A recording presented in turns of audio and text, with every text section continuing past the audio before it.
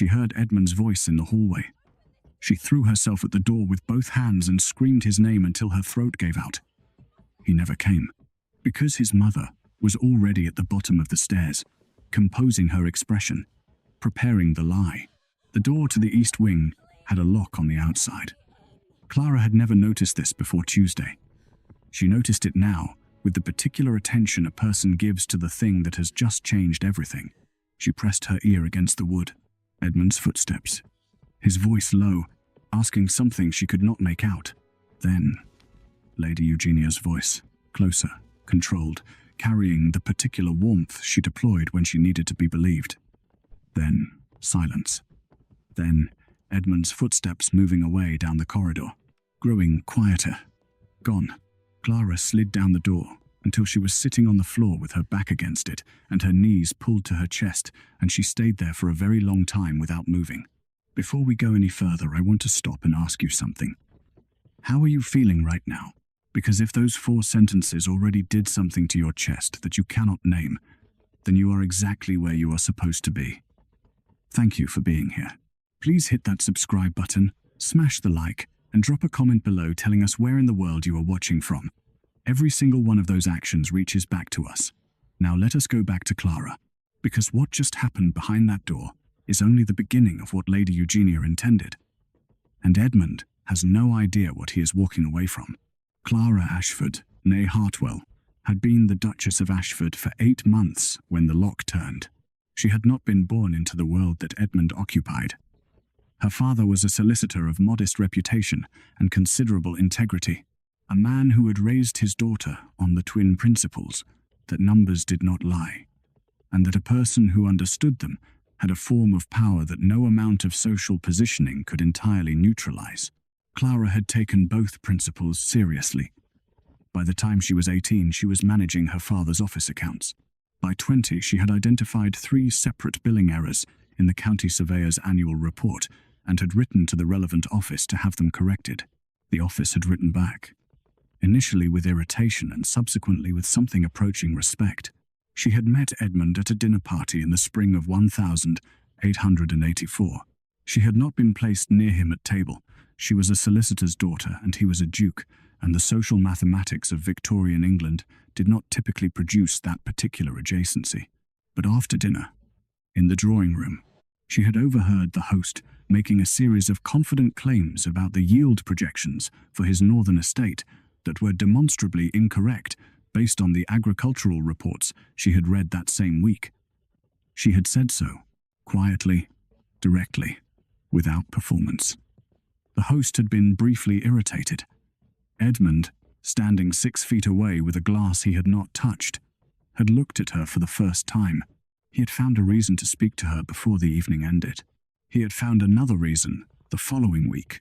He had proposed 4 months later with the directness of a man who has made a decision and sees no reason to delay its execution. Clara had accepted with the directness of a woman who had examined the evidence and reached her own conclusion. Lady Eugenia had smiled at the wedding. It was a performance of considerable skill, and Clara, who was perceptive about most things, had not seen through it. She had mistaken the performance for the feeling. This was the only significant miscalculation of her adult life, and she would spend considerable time in the East Wing thinking about it. Lady Eugenia, the Dowager Duchess of Ashford, was 61 years old in the autumn of 1885, and had been managing the Ashford estate in one capacity or another for 35 of those years. She had managed it as a young wife when her husband was frequently absent on parliamentary business. She had managed it as a widow when Edmund inherited at 22 and did not yet fully understand what he had inherited. She had managed it through 2 estate managers, 4 solicitors, and the gradual transition of real authority from her hands to her sons, which she had navigated with the skill of a woman who understood that the appearance of graceful surrender was the most effective form of retention. She had a system. The system had run for 6 years without detection. Small withdrawals, consistent amounts, recorded under categories broad enough to absorb them without scrutiny. £400 per year was not a sum that collapsed an estate of Ashford's magnitude. It was a sum that maintained a separate account in a London bank under a name that was not Eugenia, and that represented, in Lady Eugenia's private arithmetic, the one thing she had never been willing to surrender. Entirely the ability to leave if she needed to. She had never needed to. But the account existed. And the account required funding. And the funding required that no one examine the ledgers with the particular systematic attention of a woman who had been reading accounts since she was 18 years old. Clara brought the ledgers to Edmund on a Sunday evening in January. She laid them on his desk, with the relevant entries marked, and her own summary of the pattern set out on a separate page in her clear, precise hand. She sat across from him while he read. She watched his face move through recognition, and then stillness, and then something she could not entirely read. He asked 2 questions. She answered both. He closed the ledger. He said he would speak to his mother. He kissed her forehead and left the room. That was Sunday.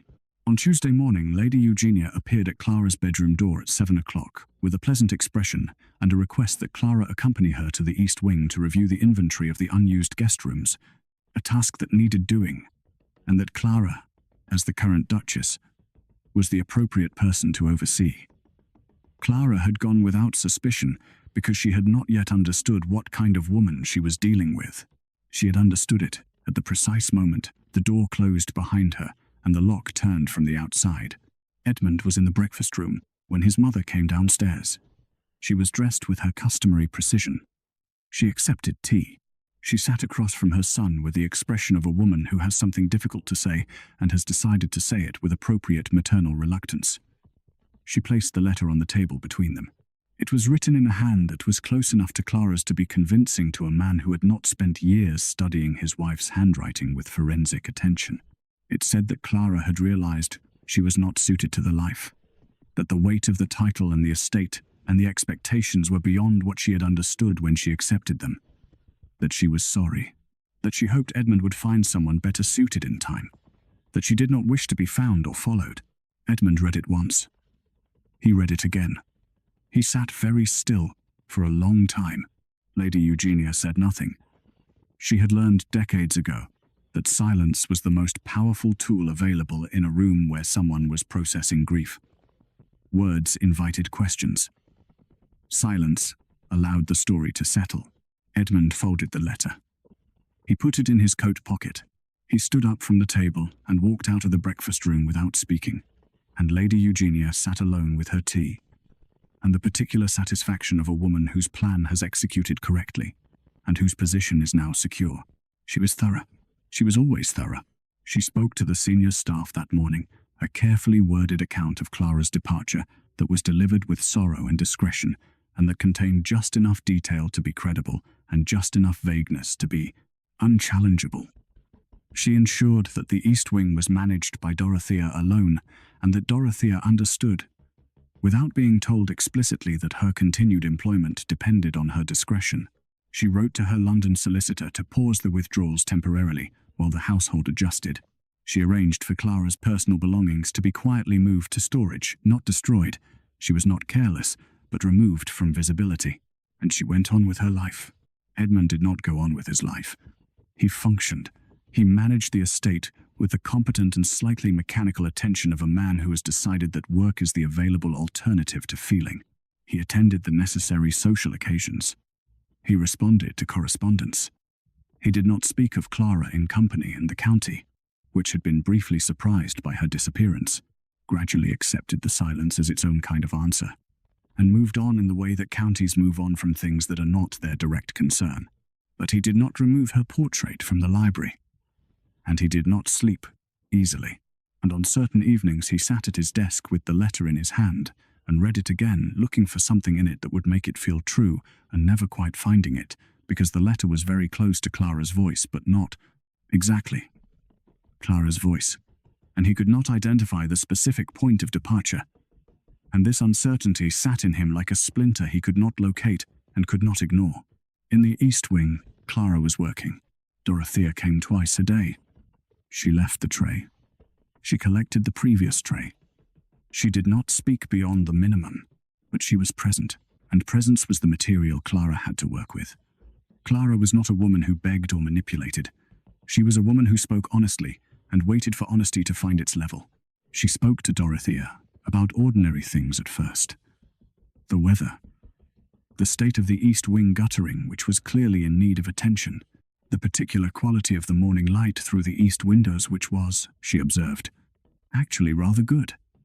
She asked Dorothea about her family in the village. She listened to the answers with complete attention because she was genuinely interested, and because genuine interest was something Dorothea had not been offered by anyone in the main house in a considerable number of years. The winter passed. Spring arrived. Clara had no paper and no pen and no means of communication beyond her voice and Dorothea's presence. She had her mind, which was considerable, and her patience, which was greater than anyone who had not observed it under these conditions would have estimated. She told Dorothea the truth about the accounts, not as an accusation of Lady Eugenia, as an account of what had happened, stated plainly, with the evidence described clearly. She told it once. She did not repeat it. She let it sit in Dorothea the way honest things sit in people who have been waiting without knowing it for someone to tell them something true. By April, Dorothea was leaving small things outside the tray. A stub of pencil, a folded piece of paper, a second piece of paper the following week. She never acknowledged doing this. Clara never acknowledged receiving it. This was their arrangement, and it worked because both women understood without discussing it that this was the only arrangement available. Clara wrote, not to Edmund directly. She was not certain a letter addressed to Edmund would reach him, and she could not afford to waste paper on an attempt that Lady Eugenia would intercept. She wrote instead to her father, a single page, compressed to its essentials, stating where she was and what had happened and what she needed him to do. She folded it to the smallest possible size. She waited for the right moment. And when Dorothea's cousin visited the village 3 weeks later, Clara pressed the paper into Dorothea's hand during the tray exchange, and Dorothea closed her fingers around it without looking down, and walked out of the room. The letter reached Clara's father in May. He was a solicitor, and he did what solicitors do with information of this kind. He went first to Hargreaves, Edmund's estate solicitor, the honest one, the one who had also noticed certain irregularities in the accounts over the preceding years, but had not had sufficient evidence to act on them. Between them, they spent 6 weeks building a case. It was not a fast process. Lady Eugenia had been careful, and careful people leave thin trails. But thin trails still lead somewhere, if you follow them with sufficient patience. Edmund knew none of this. Edmund was in Derbyshire in August, inspecting a property acquisition when the fire started at Ashford Manor. It began in the kitchen late at night, an overturned lamp, and moved through the service corridor toward the east wing with the particular speed of old dry wood that has been waiting for an opportunity. Dorothea smelled the smoke first. She had a key. She used it. Clara came out of the east wing in her nightgown, with a single leather document case she had assembled over the preceding months, the penciled notes, the account summaries she had reconstructed from memory, every piece of evidence she had managed to compile in 11 months of captivity. She walked through the smoke and out of the house, through the service entrance, and into the August night, and she started walking toward the road, because the road was the only direction available, and because she had been walking toward Edmund in her mind for 11 months, and her body simply followed. She had been walking for 20 minutes when the carriage came around the bend. Edmund had received word of the fire by express messenger, and had left Derbyshire at midnight, driving through the night with the particular controlled urgency of a man who has spent 11 months trying not to feel something, and has just, I've been given permission to feel it all at once, because the house is burning, and she might still be in it. Not Clara. He had told himself Clara was gone, but the house, the portrait, the ledgers, the things that were still hers, even after she had left them. The carriage came around the bend, and the lantern light found a woman walking in the middle of the road in a nightgown, carrying a leather case, and Edmund was out of the carriage before it had fully stopped. He stopped 3 feet from her. She stopped. The August night was very still around them. The distant smell of smoke, the sound of the carriage horses settling. He looked at her face in the lantern light, and she looked at his, and 11 months of a lie stood between them in the dark, and neither of them spoke for a long moment, because the moment was too large for immediate words. "You did not leave," he said. "It was not a question." "No," she said. "I did not." He looked at the document case in her hand. She held it out to him. He took it. He opened it. He looked at the first page in the lantern light, her handwriting, the account summaries, the pattern she had reconstructed from memory across 11 months of captivity, because she was the kind of woman who rebuilt what was taken from her, rather than accepting that it was gone. He closed the case. He looked at her for a long moment, with the expression of a man who has been carrying a grief he could not locate the edges of, and has just understood why he could never find them, because it was not grief, it was wrongness. The persistent, unlocatable wrongness of a story that did not fit the person he knew. He took off his coat. He put it around her shoulders. He offered his arm. She took it. They walked to the carriage together, and he handed her in and got in after her, and the carriage turned back toward Ashford Manor and whatever was left of it, and neither of them spoke for several minutes because the silence was not empty. It was full of everything that 11 months of a lie had held apart, and that was now, in the particular way of things that have been wrong and are beginning to be right, slowly finding its proper arrangement. "The accounts," she said eventually. "My father has been working with Hargreaves. They have the evidence." "I know," he said. "They reached me in Derbyshire 3 days ago. I was already coming back." She looked at him. "You already knew." "I knew enough," he said. "I should have known sooner. I should have known from the letter." He paused. "It was not your voice." She was quiet for a moment. "You noticed?" "Eventually," he said. "Later than I should have." Another pause. "I am sorry for the time that cost you." She looked out the carriage window at the August dark moving past. 11 months. The East Wing. The pencil stubs. Dorothea's cousin. The document case assembled page by page in the cold and the silence of a room that was not a prison, except in the one essential way that mattered. "You came back," she said simply. "I was always coming back," he said. "I simply did not know yet what I was coming back to correct." The fire had taken the East Wing entirely and damaged the service corridor and left the main house standing with the particular stubborn solidity of old stone that has outlasted previous disasters and intends to outlast this one. Lady Eugenia was found in the morning room when they arrived, composed as always, her expression arranging itself rapidly when the carriage door opened and Clara stepped out in Edmund's coat with the document case under her arm. The composure held for perhaps 6 seconds. Edmund did not speak to his mother that night. He ensured Clara was warm and fed and given the rooms that were hers and had always been hers. He sent for Hargreaves. He sat with the document case and his solicitor until 3 in the morning, reviewing what Clara had compiled and what her father and Hargreaves had assembled independently, and understanding with the systematic precision of a man who has, I finally received the information he needed. The full shape of what had been done, and by whom, and for how long. Lady Eugenia's solicitor arrived the following morning. The evidence was presented. The withdrawals were documented across 6 years. The forged letter was identified through a comparison with Clara's actual correspondence that took the document examiner 40 minutes and produced a written report of 17 pages.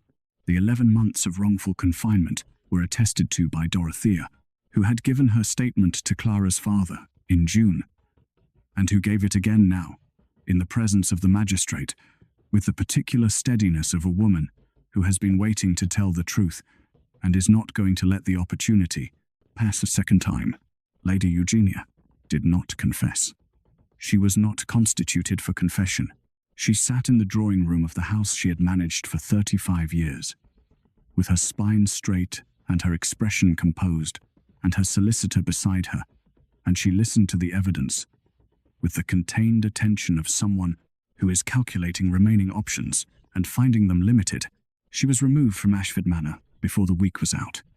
The financial restitution was arranged through her London account, the one she had funded for 6 years against the possibility of needing to leave. The irony of this was noted by Hargreaves in a private moment and savoured briefly before professionalism reasserted itself. Criminal proceedings were considered and ultimately structured as a civil matter at Clara's request, because Clara had decided, in the 11 months she had spent thinking about it, that the most important outcome was not punishment, but correction. And that correction had been achieved. Dorothea received a permanent position, a significant increase in her wages, and an apology from Edmund that was brief and direct and entirely genuine. She accepted it with the dignity of someone who did what she did, because it was right and does not require extensive acknowledgement of having done so. Clara's father came to Ashford Manor in September. He sat in the library with Edmund for 2 hours, and their conversation was private, and its contents were never disclosed. But Edmund emerged from it with the expression of a man who has been told several things he needed to hear by someone, with the standing to tell them, and has received them without defensiveness because he knew they were accurate. The portrait remained in the library. Clara passed it sometimes and looked at it with the particular expression of someone regarding evidence of a time that was difficult and is now finished. Edmund occasionally caught her looking at it. He said nothing on these occasions.